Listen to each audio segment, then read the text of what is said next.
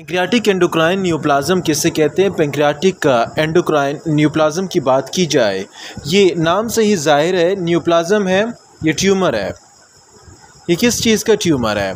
It is a tumour of islet cells. Islets की Langerhans sales जो हैं उनका ट्यूमर है और ये इसे पैंक्रियाटिक न्यूप्लाज्म भी कहा जाता है। मोस्टली जो रिलेटेड है वो मल्टीपल एंडोक्राइन न्यूप्लेजिया, ये मल्टी एंडोक्राइन न्यूप्लाज्म से रिलेटेड है। और साथ आपको याद रहे कि ये सिर्फ आइलेट ऑफ लंगरहान और पैंक्रियाटिक सेल के साथ नहीं है affiliated, it is also related to the parathyroid neoplasia, hyperplasia. Parathyroid hyperplasia से भी कंसल्टेड है और इसके साथ साथ MAN जो है उसमें पिट्यूटरी एडिनोमा भी आ जाता है। तो ये सारे मल्टीपल एंडोक्राइन न्यूप्लाज्म में ये सारे आते हैं, पैराथायराइड हाइपरप्लेजिया, पिट्यूटरी एडिनोमा और पैंक्रियाटिक एंडोक्राइन न्यूप्लाज्म वगैरह आ जाता है। याद रहे कि देखें यहाँ पर ट्यूमर ऑफ इंसुलेटेड सेल है, आइलेट सेल्स है, तो यहाँ पर क्या होगा, यहाँ पर एक कंडीशन आएगी, उसका नाम है इंसुलिनोमा। इंसुलिनोमा की कॉम्प्लिकेशंस आएंगी। जब इंसुलिन की कॉम्प्लिकेशंस आएंगी, इंसुलिनोमा की कंसिबलेशन आएंगी, तो क्या कंडीशन होगी? It will leads to hypoglycaemia. Different episode आएंगे हाइपोग्लाइसीमिया के, और जब हाइपोग्लाइसीमिया होगा तो मेंटल स्टेटस क्या होगा? मेंटल स्टेटस डिस्टर्ब होगा और उसके साथ साथ डिफरेंट कॉम्प्लिकेशंस आएंगी। तो यहाँ पर इंसुलिनोमा होगा। इंसुलिनोमा में आपको किस तरह पता चलेगा कि इंसुलिनोमा की कॉम्प्लिकेशन है? जब ग्लूकोज कंसंट्रेशन कम हो, किससे?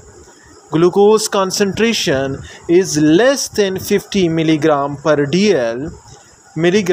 डीएल हो और इंसुलिन ज़्यादा हो जाए। इंसुलिन के साथ साथ सीरम में एक पेप्टाइड आता है, उसका नाम है सी पेप्टाइड भी ज़्यादा हो जाए, तो आपको पता होना चाहिए कि ये कॉम्प्लिकेशन किससे रिलेटेड है? इंसुलिनोमा से रिलेटेड है।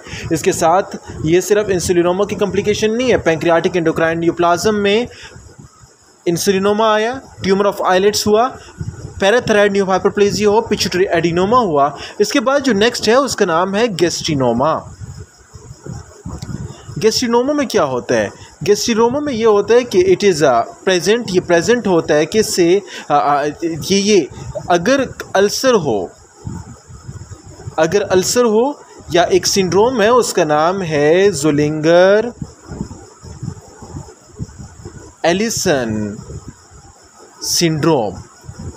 अल्सर हो, ज़ोलिंगर एलिसन सिंड्रोम हो, तो उसमें ये कॉम्प्लिकेशन क्या आ जाती है? गैस्ट्रिनोमा की कॉम्प्लिकेशन आ जाती है। और ये सिर्फ गट को नहीं होता, इट आल्सो गैस्ट्रिक GIT से रिलेटेड है, तो ये स्टोमिक से होते हुए जिजनम तक अल्सर काज कर सकता है। अल्सर हो, ज़ोलिंगर एलिसन सिंड्रोम हो, तो उसमें गैस्ट्रिनोमा की कंडीशंस आ जाती हैं। तो यहाँ पर ये कॉम्प्लिकेशंस है। इसके अलावा दूसरा है, उसका नाम है VIP ओमा। VIP ओमा क्या है? VIP ओमा का मतलब ये है कि वेजो एक्टिव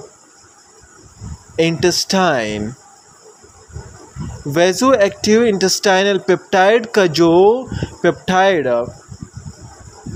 का जो ट्यूमर है उसका नाम विपोमा है। विपोमा में क्या होता है? Excess vaso active intestine peptide होगा। जब इंटेस्टाइनल पेप्टाइड ज़्यादा होंगे वेजो एक्टिव, तो it will leads to diarrhoea. ये डायरिया की कॉम्प्लिकेशन काज करेगा। डायरिया की कॉम्प्लिकेशन के साथ साथ हाइपोकैलेमिया की कॉम्प्लिकेशन होगी, पोटेशियम लॉस होगा, और इसके साथ साथ क्लोरेड्रिया की कॉम्प्लिकेशंस आएंगी। तो पैंक्रियाटिक एंडोक्राइन न्यूप्लाज्म किसे कहते हैं? पैंक्रियाटिक एंडोक्राइन न्यूप्लाज्म में ट्यूमर ऑफ आइलेट सेल्स आता है और उसके साथ साथ मल्टीपल एंडोक्राइन न्यूप्लेजिया होता है, न्यूप्लाज्म्स आते हैं जिसमें पैराथायराइड हाइपरप्लेजिया हो जाता है, पिट्यूटरी एडिनोमा हो जाता है। इसके साथ साथ अगर बात की जाए इंसुलिनोमा की कॉम्प्लिकेशंस आएंगी, उसमें आपको कैसे पता चलेगा? हाइपोग्लाइसीमिया होगा, मेंटल स्टेटस ख़राब हुआ और ग्लूकोज का जो लेवल है वो 50 मिलीग्राम पर डीएल से क्या हो जाएगा? कम हो जाएगा। इंसुलिन ज़्यादा होगा, सी पेप्टाइड ज़्यादा होगा। गैस्ट्रिनोमा की कॉम्प्लिकेशंस आएंगी जब अल्सर ज़्यादा हो और ज़िलिंगर अल्सर सिंड्रोम हो, तो उसमें क्या आता है, गैस्ट्रिनोमा की कॉम्प्लिकेशन आती है, उसमें स्टोमिक भी इफेक्टेड है और जिजनम भी इफेक्टेड है।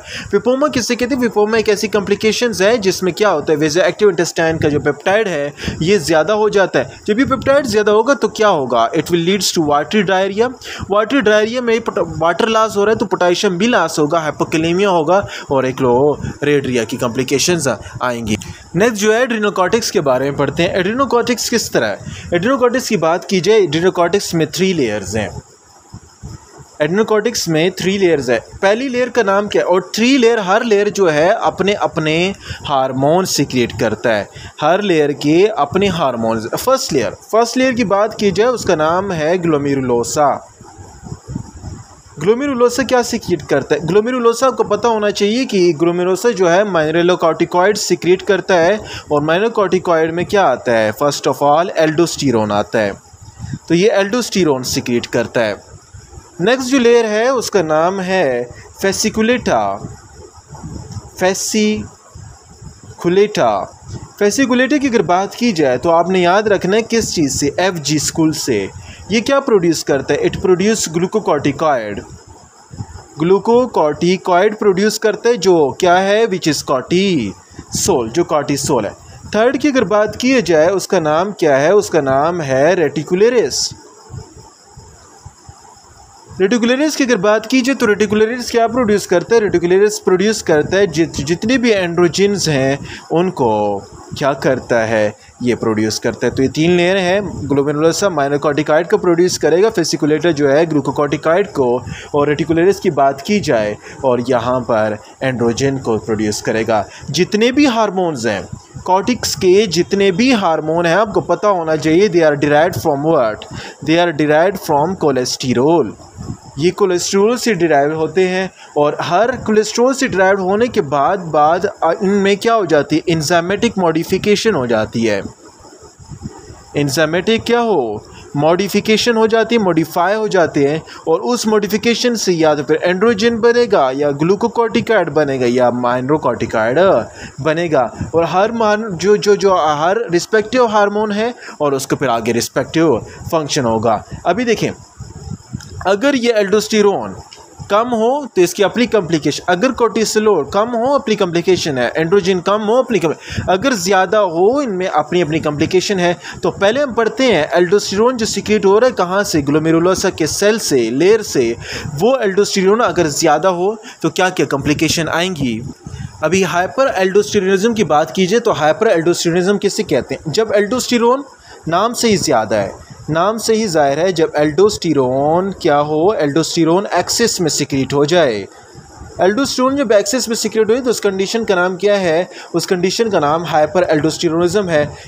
एल्डोस्टेरोन ज़्यादा है तो एल्डोस्टेरोन क्या करेगा, एल्डोस्टेरोन ज़्यादा एब्जॉर्प्शन करेगा, किसको, एब्जॉर्प्शन इंक्रीज करेगा सोडियम की, और पोटेशियम को रिलीज़ करेगा, एक्सेस सिक्रीशन करेगा, excess secretion of what, potassium की सिक्रीशन इंक्रीज करेगा और सोडियम की एब्जॉर्प्शन इंक्रीज करेगा। क्या चीज़, एल्डोस्टेरोन।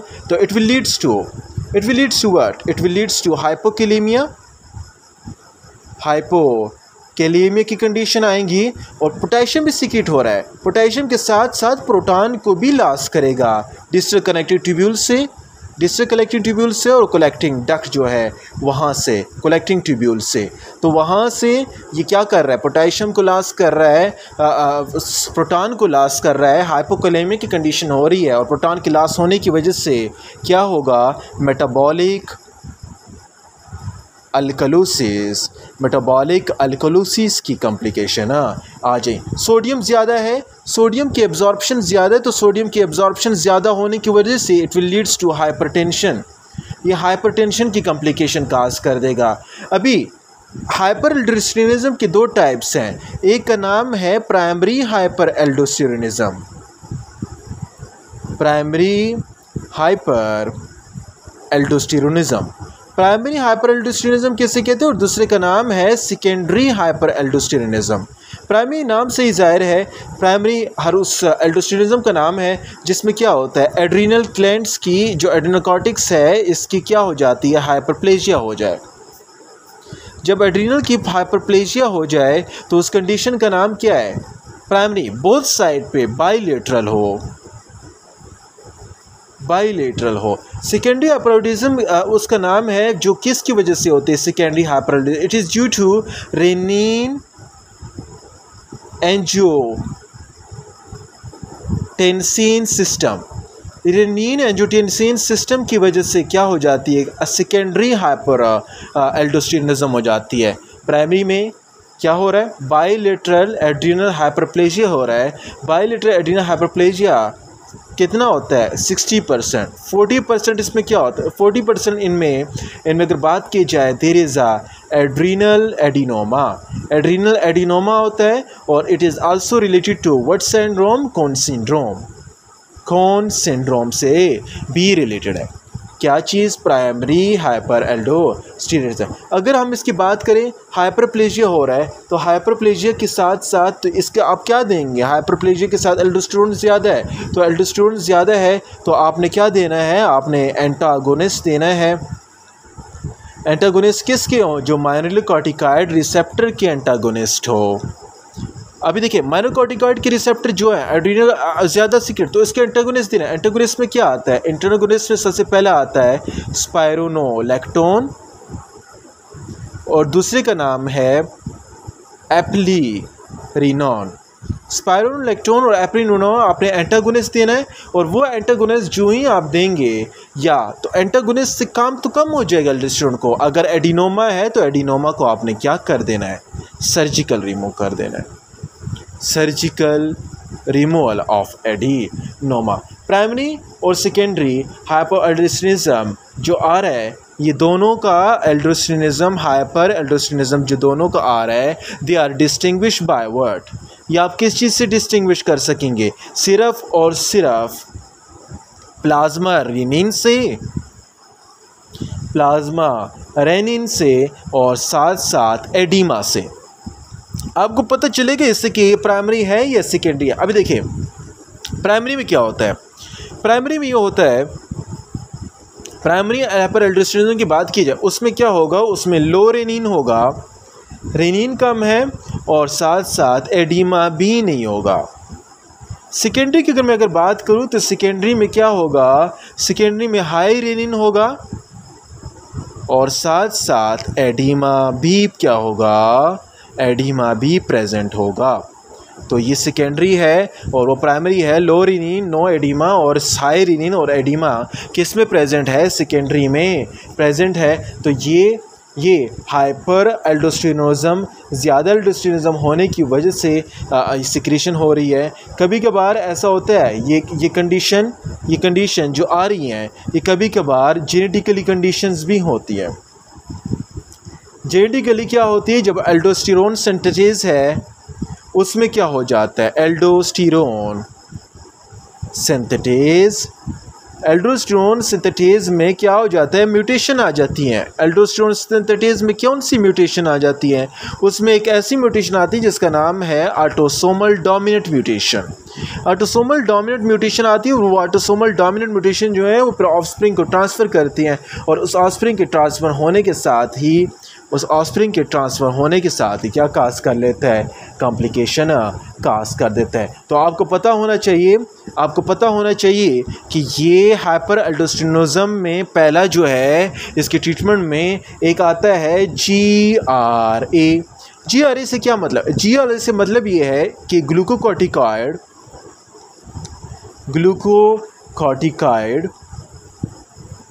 रेमिडेबल एल्डोस्टेरोनिज्म।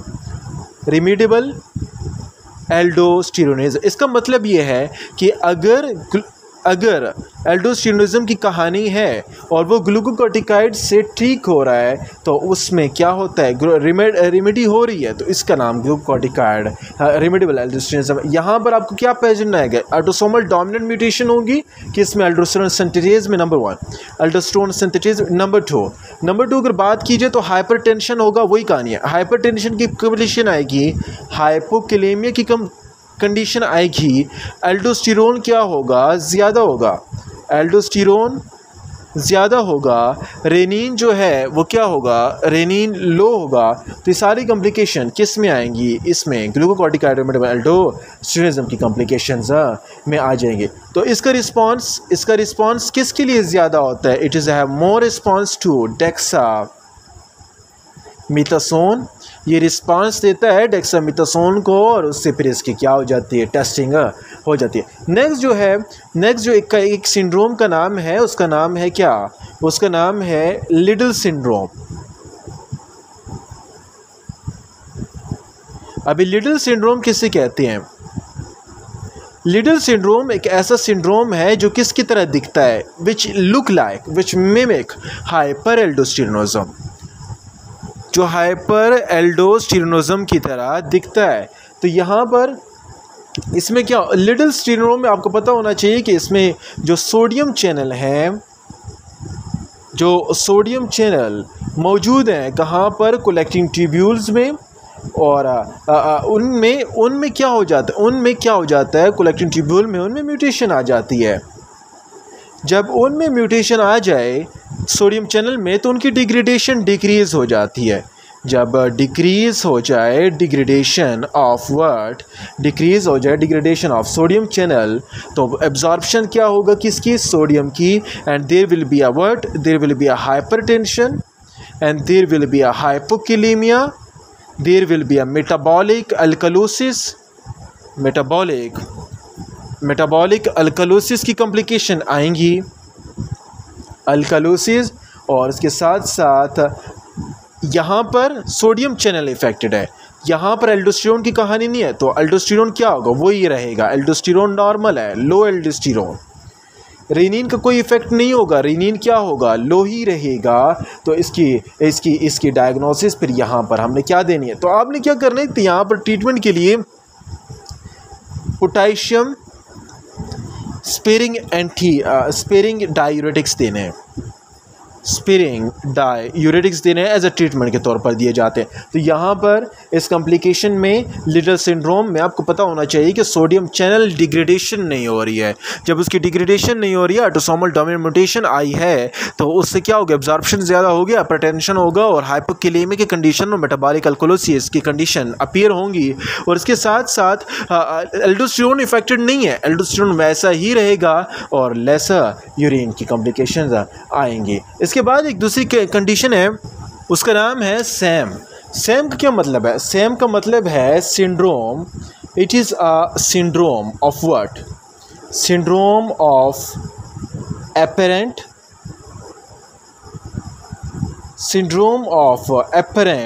माइनरिलोकॉर्टिकॉइड एक्सिस,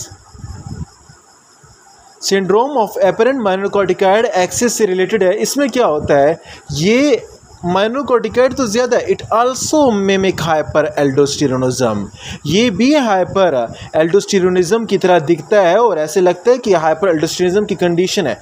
यहाँ पर आपको पता होना चाहिए कि यहाँ पर किस चीज़ की, इस कंडीशन में क्या हो जाता है, यहाँ पर एक एंजाइम की डिफिशिएंसी हो जाती है, उसका नाम है 11 बीटा हाइड्रोक्सी स्टीराइड डीहाइड्रोजिनेज की डिफिशिएंसी हो जाए, 11 बीटा हाइड्रोक्सी डीहाइड्रोजिनेज की डिफिशिएंसी हो जाए, तो उस कंडीशन की वजह से क्या हो जाता है, उस कंडीशन की वजह से एल्डोस्टेरोन के जो रिसेप्टर्स हैं वो एक्टिव हो जाते हैं। एल्डोस्टेरोन के रिसेप्टर क्या हो जाते हैं, एक्टिव हो जाते हैं, और एक्टिव होने के साथ साथ एल्डोस्टेरोन का जो फंक्शन है वो इंक्रीज़ कर जाता है। जब एल्डोस्टेरोन का फंक्शन इंक्रीज़ करेगा, वही कहानी है, हाइपरटेंशन होगा, हाइपोकैलेमिया होगा, लो एल्डोस्टेरोन होगा, लो रेनिन होगा, ये सारी कॉम्प्लिकेशन आ जाएंगी। अभी इसकी डायग्नोसिस आपको कैसी पता चलेगा, इसकी डायग्नोसिस की अगर बात की जाए तो यहाँ पर आपको पता चलेगा लो यूरिन में क्या होगा, लो यूरिन फ्री कॉर्टिसोन, यूरिन में फ्री कॉर्टिसोन जो है वो क्या हो जाएगा, कम हो जाएगा, तो it is called syndrome of apparent mineralocorticoid excess. तो इसमें माइनर कॉर्टिकॉइड एक्सेस में क्या होता है कि एलान बीटा हाइड्रोक्सी स्टीरॉयड डीहाइड्रोजन की डिफिशियंसी का अल्डोस्टेरोन के रिसेप्टर एक्टिवेट हुआ है, हाइपरटेंशन हुआ, जब एक्टिवेट हुआ अल्डोस्टेरोन का ज़्यादा फंक्शन हुआ, हाइपरटेंशन, हाइपोकैलेमिया, लो अल्डोस्टेरोन, लो एल्ड्रेनिन, और यूरिन में क्या होगा, लो यूरिनरी फ्री कॉर्टिसोल। हमने क्या पढ़े, लिटिल सिंड्रोम के बारे में पढ़ लिया, हाइपर एल्डोस्टेरोनिज्म से रिलेटेड है। उस पर क्या हो रहा था, सोडियम की डिग्रेडेशन नहीं हो रही थी चैनल की। ग्लूकोकॉर्टिकॉइड रिमेडियल एल्डोस्टेरोनिज्म पढ़ लिया है, उसमें क्या हो रहा था, उसमें हमने एज ए ट्रीटमेंट के लिए डेक्सामेथासोन दिया था। और इसके बाद अगर बात करूँ, इससे पहले दो किस्म के एल्डोस्टेरोनिज्म थे, एक ना प्राइमरी था, एक सेकेंडरी था। प्राइमरी की अगर बात की जाए तो उसमें एड्रेनल हाइपरप्लेजिया था और एड्रेनल एडिनोमा था, और सेकेंडरी की अगर बात की जाए तो उसमें रेनिन एंजियोटेंसिन सिस्टम की वजह से था। और ये डिस्टिंग्विश प्राइमरी और सेकेंडरी को हम किसके ज़रिए डिस्टिंग्विश कर सकते थे, रेनिन और साथ साथ एडिमा की वजह से डिस्टिंग्विश कर सकते थे। इसके बाद जो है अगली कॉम्प्लिकेशन है कौन सिंड्रोम के साथ, नेक्स्ट जो है उसका नाम है हाइपर कॉर्टिसोलिज्म, उस कुशिंग सिंड्रोम। ये हम आगे नेक्स्ट लेक्चर में देखते हैं।